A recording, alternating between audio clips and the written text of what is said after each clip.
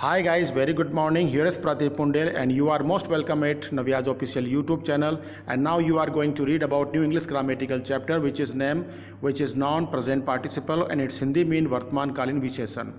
आप सभी विद्यार्थियों का और आप सभी बच्चों का हमारे नव्या के ऑफिशियल यूट्यूब चैनल पे हार्दिक स्वागत है। और आज हम लेकर आए हैं आपके लिए इंग्लिश ग्रामर में एक नया अध्याय जिसका नाम है प्रेजेंट पार्टिसिपल। इस चैप्टर की शुरुआत करने से पहले मैं आप सभी को बताना चाहता हूं कि ये आज हमारा पार्टिसिपल सीरीज़ का पहला चैप्टर है। इसके बाद हम पास्ट पार्टिसिपल और परफेक्ट पार्टिसिपल के बारे में स्टडी करेंगे, लेकिन सबसे पहले हम पढ़ने जा रहे हैं प्रेजेंट पार्टिसिपल के बारे में। ये बहुत ही इंटरेस्टिंग चैप्टर है और बहुत सारे विद्यार्थियों ने हमारे वेब पोर्टल के ऊपर सुझाव रखे थे कि सर आप तीनों सीरीज़ के ऊपर चैप्टर बनाइए और हमारे को जितना हो सके ईजीएस्ट मेथड के द्वारा इस चैप्टर को एक्सप्लेन करने की कोशिश करिए। तो आज हम वही प्रयास करने जा रहे हैं और मैं उम्मीद करता हूँ ये चैप्टर आपके लिए बहुत अच्छा होगा और आप इसके द्वारा अच्छा एक्नॉलेजमेंट्स रिसीव करेंगे। ओके, तो सबसे पहले हम जानने का प्रयास करते हैं इसकी रिकॉग्नाइज के बारे में कि हम इसे किस तरह से पहचानने की कोशिश करते हैं। एक्चुअली होता क्या है ना कि इंग्लिश ग्रामर में हम इसे नाउन को क्वालिफाई करने के लिए यूज़ में लेते हैं, है ना। नाउन को क्वालिफाई कौन करता है? एडजेक्टिव। एडजेक्टिव को हिंदी में कहा जाता है विशेषण। ओके, अब ध्यान रखना है जब भी आप इसे पढ़ोगे तो गलत नहीं पढ़ना है। कैसे? आप इसे एडजेक्टिव पढ़ते हो। मोस्ट ऑफ ऑल जो स्टूडेंट्स हैं वो इसे एडजेक्टिव पढ़ते हैं, जो कि गलत है। आपको एडजेक्टिव पढ़ना है। क्यों पढ़ना है? जब भी डी जे ई एक साथ आते हैं तो वहाँ डी साइलेंट हो जाता है और उसके बाद हम इसके अंदर केवल जे ई की ध्वनि निकालते हैं, इसलिए हम इसे पढ़ेंगे एडजेक्टिव। तो ये ध्यान रखना आपको। तो कोई भी नाउन आ जाए उसको क्वालिफाई करने के लिए जो वर्ड यूज़ लेते हैं उसे हम विशेषण या एडजेक्टिव कहते हैं और ये एडजेक्टिव के तौर पे प्रयोग किया जाता है किसी भी हिंदी और इंग्लिश के सेंटेंस में। तो ये तो होगी इसकी रिकॉग्नाइज। दूसरी बात, ये आपके प्रेजेंट पार्टिसिपल के तौर पे प्रयोग होता है, तो इसका मतलब ये होता है कि ये कंटिन्यूस फॉर्म में आता है। ओके, अब हम इसकी रचना के बारे में पढ़ते हैं कि इसका स्ट्रक्चर कैसा होता है। तो सबसे पहले देखिए V1 प्लस ING, इसका मतलब होता है वर्ब की फर्स्ट फॉर्म में ING, ये इसके साथ में प्रयोग किया जाएगा। इस चीज़ का आपको हमेशा ध्यान रखना है। तीसरी चीज़, हम इसका प्रयोग किस तरीके से करते हैं वो चीज़ आपको देखना है। मैंने आपको पहले भी बताया था किसी भी नाउन को क्वालिफाई करने के लिए हम प्रेजेंट पार्टिसिपल फॉर्म का प्रयोग करते हैं और ये सेंटेंस में दो प्रकार से किया जाता है। पहला सब्जेक्ट के तौर पे, दूसरा ऑब्जेक्ट के तौर पे। ओके, अब हम इसके बाद पढ़ते हैं हिंदी डेफिनेशन और इंग्लिश डेफिनेशन, लेकिन सबसे पहले हम पढ़ेंगे हिंदी डेफिनेशन के बारे में कि हिंदी डेफिनेशन के अकॉर्डिंग किस तरह से सेंटेंस में यूज़ किया जाता है। तो देखिए, सबसे पहले देखिए, कोई सा भी हिंदी का सेंटेंस हो उसके प्रथम स्थान पर जो शब्द यूज़ हो रहा है, जो भी हम एप्रोप्राइट वर्ड यूज़ कर ले रहे हैं, वो भी सेंटेंस के फर्स्ट प्लेस पर, तो उसके अंत में ता हुआ, ते हुए, ती हुई या इनके स्थान पे ना नेनी भी आ सकता है। अगर ये आ जाए, ये सब्जेक्ट के तौर पर आए और ये नाउन को क्वालिफाई करे तो समझ जाइए वो प्रेजेंट पार्टिसिपल है, बिल्कुल आसान शब्दों में। और इसको आप अच्छी तरह समझना चाहते हैं तो एग्जाम्पल को समझने की कोशिश कीजिए। एग्जाम्पल है, उड़ते हुए पक्षी हमें बहुत कुछ सिखाते हैं। ये एग्जाम्पल है, आपके सामने एक सेंटेंस है और इसका पहला शब्द देखिए, पहला वर्ड देखिए, उड़ते हुए। उड़ते हुए पक्षी, ये पक्षी यानी नाउन है, संज्ञा है, ये इसको क्वालिफाई कर रहा है। क्वालिफाई कर रहा है उड़ते हुए, इसका मतलब ये उसके फीचर्स को एक्सपोज कर रहा है। तो आप समझ सकते हैं कि ये प्रेजेंट पार्टिसिपल के तौर पे यूज हो रहा है और ये सब्जेक्ट कैटेगरी में जा रहा है, कर्ता की कैटेगरी में जा रहा है। दूसरा एग्जांपल देखिए, जैसे अगर कोई आपका हिंदी का सेंटेंस है, उसके बीच में या उसके लास्ट में जो वर्ड आ रहा है और अगर उसके पीछे ता हुआ, ते हुए, ती हुई आ जाए या नाने नहीं आ जाए और वो ऑब्जेक्ट के तौर पे, कर्म के तौर पे सेंटेंस में यूज हो रहा है और वो नाउन को क्वालिफाई कर रहा है। ध्यान रखना, हमेशा नाउन को क्वालिफाई करना ही होगा, उसे एडजेक्टिव के तौर पे आना होगा। अगर वो नाउन को क्वालिफाई करने के लिए एडजेक्टिव के तौर पे सेंटेंस में ऑब्जेक्ट की रोल में आ रहा है तो समझ जाइए वो आपका प्रेजेंट पार्टिसिपल है। और इसको मैं एग्जाम्पल द्वारा एक्सप्लेन करता हूं। मैं रोते हुए बच्चों को नहीं मारता हूं। एग्जाम्पल देखिए, मैं रोते हुए बच्चों को नहीं मारता हूं, इसके बीचों बीच, एडमिडेस्ट, बीचों बीच रोते हुए शब्द आया। इसका मतलब रो कौन रहा है? बच्चे। तो ये बच्चों को यानी कि नाउन को क्वालिफाई कर रहा है, ऑब्जेक्ट के तौर पे आया, तो ये आपका प्रेजेंट पार्टिसिपल हो गया। तो हमने इसको हिंदी डेफिनेशन के अकॉर्डिंग समझा। अब हम इसको समझते हैं इंग्लिश डेफिनेशन के अकॉर्डिंग। अगर कोई सा भी इंग्लिश का सेंटेंस है और उसके फर्स्ट प्लेस के ऊपर जो शब्द यूज हो रहा है, अगर उस शब्द के अंदर V1 प्लस फॉर्मेट दिया हुआ हो, वर्ब की फर्स्ट फॉर्म में आईएनजी दी हुई है और एज ए सब्जेक्ट और वो नाउन को क्वालिफाई कर रहा हो, तो वो प्रेजेंट पार्टिसिपल कहलाता है। एग्जाम्पल देखिए, running student can't follow me. आप इस सेंटेंस में देख रहे हैं रेड लाइंस किया गया रनिंग। रनिंग यहाँ पे प्रेजेंट पार्टिसिपल है और वो भी सब्जेक्ट के तौर पर है। क्यों है? क्योंकि यहाँ पे स्टूडेंट को वो क्वालिफाई कर रहा है। स्टूडेंट यहाँ पे नाउन के तौर पे आया है। ये आपको समझना है, ध्यान रखना है इस चीज का कि अगर सब्जेक्ट के तौर पे जो वर्ड आ रहा है और उसके फॉर्मेट में V1 प्लस आईएनजी दिया हुआ है और वो अगर नाउन को क्वालिफाई कर रहा है, तो समझ जाइए 100% वो आपका प्रेजेंट पार्टिसिपल है।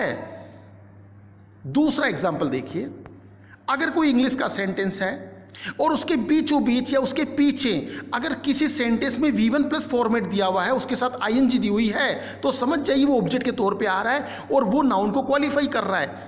एग्जाम्पल देखिए, I don't like stealing heart. यहां पे स्टीलिंग हार्ट, हार्ट को चुराते हुए, हार्ट को चुराने वाला, इसमें देखिए हार्ट यहाँ पे नाउन है, नाउन को क्वालिफाई किया जा रहा है, तो इसका मतलब ये कि ये आपका ऑब्जेक्ट के अकॉर्डिंग प्रेजेंट पार्टिसिपल है। ठीक है, इस तरह से मैं उम्मीद करता हूं कि आपको हिंदी की डेफिनेशन और इंग्लिश की डेफिनेशन के अकॉर्डिंग आपको ये चीज़ एक्सप्लेन हुई या आपको समझ में आई। आगे देखिए, हम इसके स्टेप बाय स्टेप हम इसके प्रकार के बारे में जानने का प्रयास करते हैं कि प्रेजेंट पार्टिसिपल कितने प्रकार के होते हैं। ओके, सबसे पहला होता है सब्जेक्ट प्रेजेंट पार्टिसिपल, दूसरा होता है ऑब्जेक्ट प्रेजेंट पार्टिसिपल। इसको हमने दो भागों में, दो वेरिएंट के अंदर हमने इसको डिवाइड किया है। ओके, देखिए सबसे पहले हम पढ़ते हैं सब्जेक्ट प्रेजेंट पार्टिसिपल के बारे में। इसको आप एक साथ समझना, मैं हिंदी और इंग्लिश दोनों के अकॉर्डिंग में आपको समझाने का एफर्ट्स करूंगा, प्रयास करूंगा।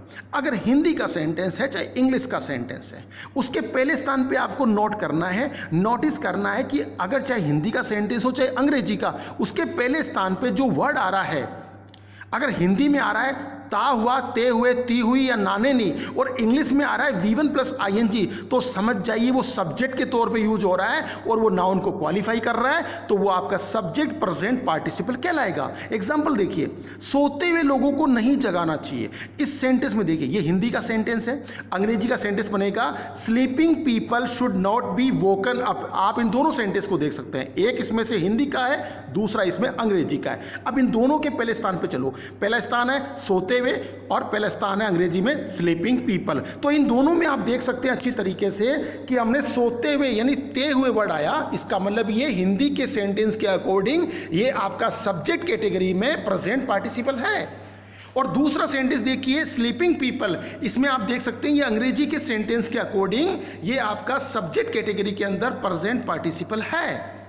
दूसरा एग्जाम्पल देखिए ऑब्जेक्ट कैटेगरी में, ऑब्जेक्ट प्रेजेंट पार्टिसिपल, इसका मतलब होता है कोई सा भी इंग्लिश का सेंटेंस हो, कोई सा भी हिंदी का सेंटेंस हो, अगर उसके बीचों बीच कहीं पर भी अगर किसी भी शब्द के अंत में ता हुआ, ते हुए, ती हुई या फिर V1 प्लस आईएनजी आ जाए ऑब्जेक्ट के तौर पे, और अगर वो नाउन को क्वालिफाई करता है, तो समझ जाइए 100% वो आपका ऑब्जेक्ट प्रेजेंट पार्टिसिपल कहलाएगा, डेफिनेटली कहलाएगा। एग्जाम्पल देख सकते हैं, हमें मरते हुए लोगों को बचाना चाहिए, we must save dying people.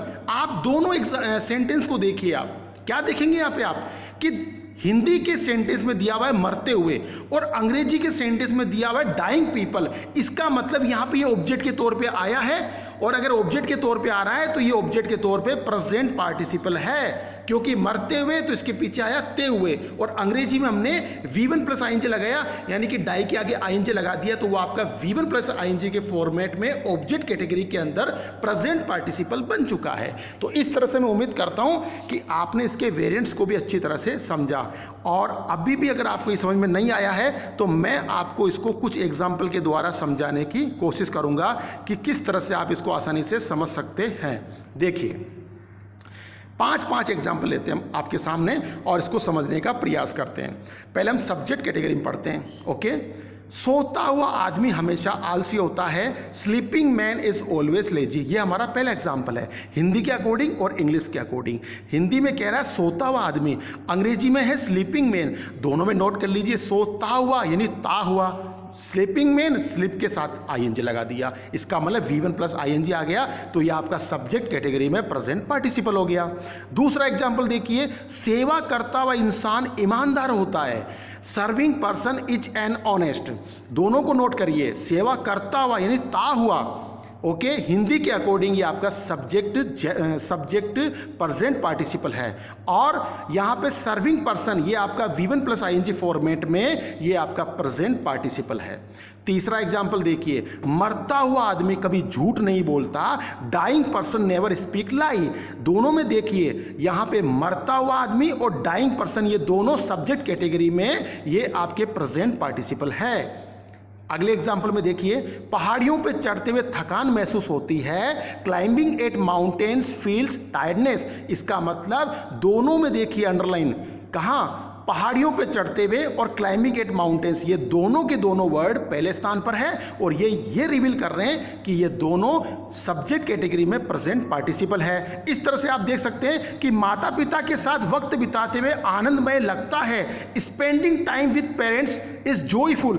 दोनों सेंटेंस में देखिए, माता पिता के साथ वक्त बिताते हुए और स्पेंडिंग टाइम विद पेरेंट्स, ये दोनों सब्जेक्ट हैं और नाउन के तौर पे इनको क्वालिफाई किया जा रहा है, इसलिए ये सब्जेक्ट कैटेगरी में ये आपके प्रेजेंट पार्टिसिपल है। तो इस तरह से ये आपकी कैटेगरी फिनिश हुई। अब हम पढ़ते हैं ऑब्जेक्ट कैटेगरी।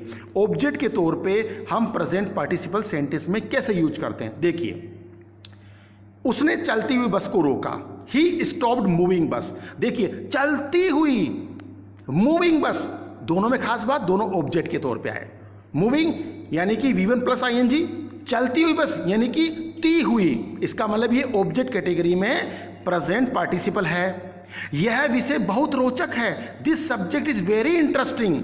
इसके अंदर ये इंटरेस्टिंग जो वर्ड है ये आपका प्रेजेंट पार्टिसिपल के तौर पे आया है। इस तरह से ये किताब बहुत उबाऊ है, this book is very boring, यहाँ पर भी ये एडजेक्टिव के तौर पे आया है और ये आपके नाउन को क्वालिफाई कर रहा है। इस तरह से मैंने भागते हुए हिरण का शिकार किया, आई हंटेड द रनिंग स्टेज। इसका मतलब होता है भागते हुए हिरण यानी ते हुए हिरण, ते हुए, ये इसकी पहचान हो गई, रिकॉग्नाइज हो गई कि ये ऑब्जेक्ट कैटेगरी में है। और रनिंग स्टेज यहाँ V1 प्लस आईएनजी का फॉर्मेट आया, इसका मतलब ये आपके ऑब्जेक्ट कैटेगरी में प्रेजेंट पार्टिसिपल है।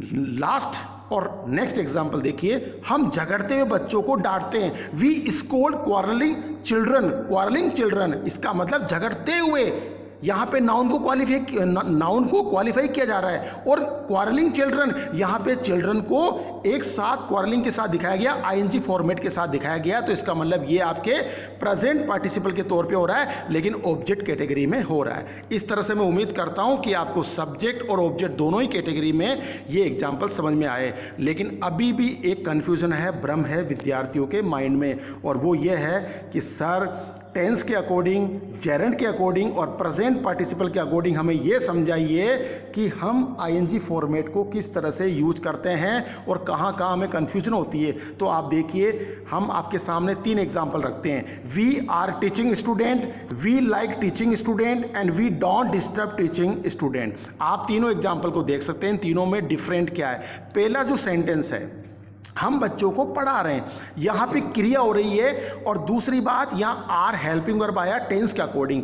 दोनों जो मैं आपको एग्जांपल आगे बताऊंगा उनमें भी आप देखना, पर पहले वाले एग्जांपल की खास बात है कि इसमें हेल्पिंग वर्ब है और यहाँ पे क्रिया हो रही है। अच्छा, दूसरे एग्जांपल में देखिए, जेरेंट वाले में वी लाइक टीचिंग स्टूडेंट, हम पढ़ाना पसंद करते हैं, यहाँ पे टीचिंग या मेन वर्ब के तौर पे नहीं आया है, जबकि ये नाउन के तौर पे आ रहा है, यहाँ नाउन है, ये किसी को क्वालिफाई नहीं कर रहा है। जबकि तीसरे एग्जाम्पल में देखिए, we don't disturb teaching student, हम पढ़ते हुए बच्चों को परेशान नहीं करते, यानी कि बच्चे पढ़ रहे हैं, बच्चे यहाँ पे नाउन है और ऑब्जेक्ट है, लेकिन उसको क्वालिफाई किया जा रहा है कि वो क्या कर रहे हैं, सोए हुए हैं कि पढ़े हुए हैं, जगे हुए हैं, रो रहे हैं, कुछ क्या कर रहे हैं, कौन सी एक्शन वहाँ पे एक्सपोज हो रहा है। तो कहने का मतलब है वहाँ क्रिया नहीं हो रही, वहाँ नाउन को क्वालिफाई किया जा रहा है, जेरेंट में नाउन को बताया जा रहा है और पहले वाले एग्जाम्पल में क्रिया हो रही है। तो इन तीनों में ये फर्क है। इस तरह से हम समझने की कोशिश करते हैं कि किस तरह से आप टेंस, जेरेंट और प्रेजेंट पार्टिसिपल के तौर पे यहां आप फॉर्म्स का प्रयोग करेंगे। इस तरह से मैं उम्मीद करता हूँ कि ये चैप्टर आपको अच्छी तरह से समझ में आया होगा और इसके बाद हम आपके सामने पास्ट पार्टिकल सीरीज और परफेक्ट पार्टिकल सीरीज को लेकर आएंगे, जिसके द्वारा आप तीनों ही सीरीज के बीच में डिफ्रेंशिएट करना सीखेंगे और आपको ये पता चलेगा कि इन तीनों में मुख्य अंतर क्या है और किस तरह से आपको उन्हें यूज करना है। तो इस तरह से मैं उम्मीद करता हूँ कि आप हमारे चैप्टर्स का आनंद ले रहे हैं और समझने की कोशिश कर रहे हैं। अगर आपको चैप्टर सारे समझ में आ रहे हैं तो प्लीज़ आप हमारे यूट्यूब चैनल को सब्सक्राइब करना ना भूलें और बेल आइकन को क्लिक करें ताकि हम आपको लेटेस्ट से लेटेस्ट नोटिफिकेशन आप तक पहुंचा सकें। आप सभी का बहुत बहुत धन्यवाद। Thank you so much.